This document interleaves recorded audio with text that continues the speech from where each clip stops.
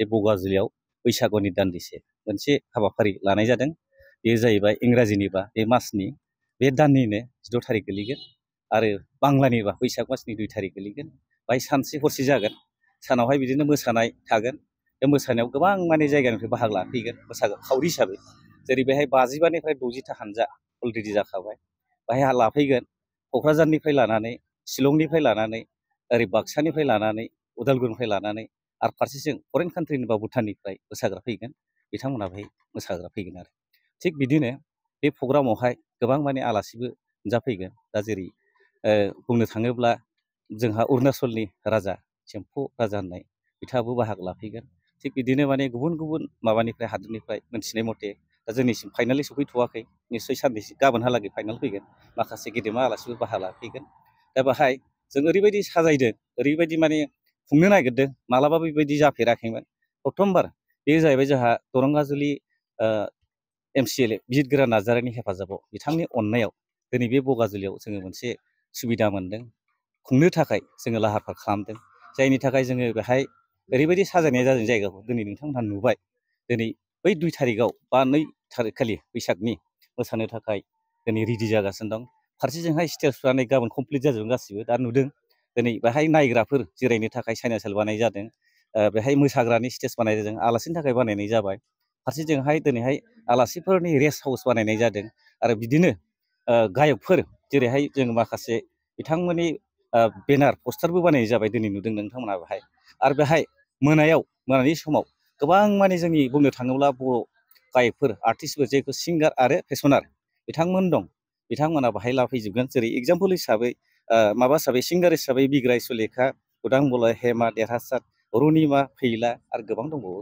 थिग बिदिनो फेसनार हिसाबै फैबावगोन रिया संगिना, हेलेना, फुजि, अम प्रकाश, सुदेब, प्रियंका, रिंकुमनि आरो गोबां दंबावो आरो बिदिनो सा गैयाब्लाबो 20निफ्राय 30 जन बिथांमोनहा बाहागो लाफैगोन होननानै अलरेडि जोङो खौरां मोनदों आरो दा जों बेखौनो खावलायदों जे आरो मोनसे गोजोनथाव खोथा बे बगाजुलियावहाय दिनै खुंनाय लोगो लोगो जों बांसिन जायगानि मानसिफ्रा जोंहा बेहाय बगाजुलिया मोनसे गिदिर एरिया जेरै 33टा गामि दं। गामि हिसाबै लायोबा बाहाय जों मोनसे सुबिदा मोनफानाय जादों। मानो होनना बुङोबा बे रंजानाय फोरबोआवनो ओनसोलनि जेरैहाय सिनियर सिटिजेन दं जायखौ जों सानसे समाव बगाजुलि रिजार्भमोन दिनै बिथांमोना दैदेनबोदों। बिथांमोनखौ बिनि प्रग्रामनि गेजेरजों जों बरायनो थाखाय बिथांखौ लिंदों। जेरै बाहाय 33टा गामि दं प्रेसिडेन्ट सेक्रेटारि दा बिथांमोनखौबो जों बाहाय हांख्रायनाय सनमान होगोन बे बैसागुनि गेजेरजों। आरो मोनसे खावलायनाया बेनो अकल बगाजुलि नङा जों बेहाय खावलायदों बे मोनसे बर' हारिनि थाखाय नागारनो हायै मोनसे एंगारनो हायै बाहागो। बेनिखायनो जाय गामिफ्रा दिनै मोसानायनि नामाव गोमालांबायमोन बेखौ नुनानै ओरैबायदि गोजोननाय मोनदों जेराव माने हिसाबनि लिस्टनि बारा जानानै दं आरो गोबां दासिम कन्टेक्ट खालामगासिनो तामुलपुरनिफ्राय गुबुन गुबुन जायगानिफ्राय जेराव जों माने हिसाब गैयै माने कन्ट्रल खालामनो हायि बायदि जादों आरो दा ओंखायनो खावलायदों जाहाथे बयबो बे समाव जोंनि गासैबो बगाजुलि नङा इभेन माने आसामनि जेसेबां बर' हारि दं बा बिथांमोन माने मेथाइ खनग्रा मोसाग्रा बा दैदेनगिरि बिथांमोन गासिबो बे सानाव फैनानै गाजा गोमजायै बाहागो लाफैगोन मोनसे रंगिना संगिना समाय होगोन आरो इयुननि मोनसे माबाखौ बेबायदिनो फोरोंलांगोन होनना जों आसा खालामदों आरो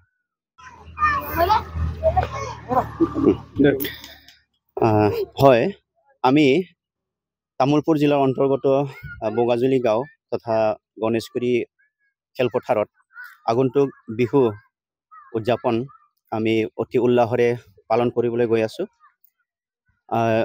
ইয়াৰ মাজতে আমাৰ দৰংগাজুলি BTC পৰিষদৰ আমাৰ সন্মানীয় বিজিত গৰা নাৰ্জাৰী দেৱৰ সহযোগত আমি এই উদযাপন পালন কৰিবলৈ গৈ আছো। এতিয়া উদযাপনৰ কাৰণে যিখিনি কাম কাজ পেণ্ডেল ষ্টেজ বনোৱা অতি সোনকালে আগবাঢ়ি আছে। মোটামুটি আজিলৈ 90% আগবাঢ়িছে আৰু উৎসৱখন যেটো সুন্দৰভাৱে যেতে কৰিব সবে পালন কৰিব সেই মৰমে এতিয়া নৃত্য পৰিবেশনৰ যিবিলাক শিল্পীবিলাকে প্ৰেক্টিছ কৰি আছে।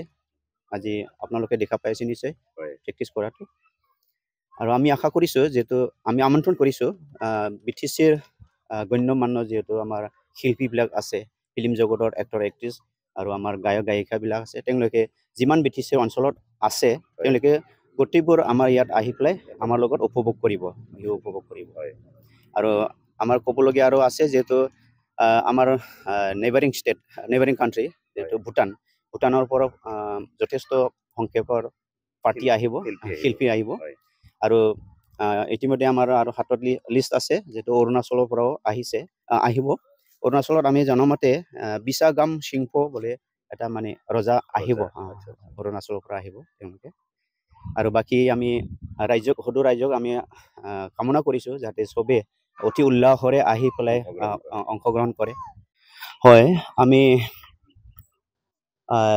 আগন্তুক বিহু অতি উল্লাসৰে পালন কৰিবলৈ যাই আছো 2 তাৰিখ বিহুৰ 2 তাৰিখ মানে আমি এটা নাম দি পেলাই এটো পৰ্ব আমি फरायसाफोरनि थाखाय मोनसे फोसावथाय सोलोंथाइ बोसोर 2025-2026 नि फरायसाफोरनि थाखाय गोदानै मुं थिसननाय लानानै फैदों रुनिकाटानि इउएन एकाडेमिया चिरां जिल्लानि रुनिकाटायाव थानाय इउएन एकाडेमिया दायो नार्सारिनिफ्राय 9 थाखोसिम गोदानै मुं थिसननायखौ लागासिनो बे एकाडेमियाव गुन गोनां सोलोंथाइ होनायजों लोगोसे माखासे खाबुफोरखौबो होफानाय जादों हौवासा आरो हिन्जावसाफोरनि थाखाय आलादा आलादा हस्टेल दं आरो हस्टेलाव थानाय फरायसाफोरखौ जुनियायै फोरोंथाइ होनायनि खाबुबो होनाय जादों लोगोसेनो फरायसाफोरनि थाखाय कम्पिउटार सोलोंनाय गेलेनाय योगानि खाबुखौबो रुनिकाटानि इउएन एकाडेमियाव मोनफागोन गोसो गोनां फरायसाफोरा रुनिकाटानि इउएन एकाडेमियाव दानिफ्रायनो मुंखौ थिसननो हागोन आरो मुं थिसननायनि बागै आबुं बाथ्राखौ मिथिनोब्ला नैबे मबाइल नाम्बार 9101444619 नङाब्ला 9706177397 आव थोंजों फोनांजाब खालामनो हागोन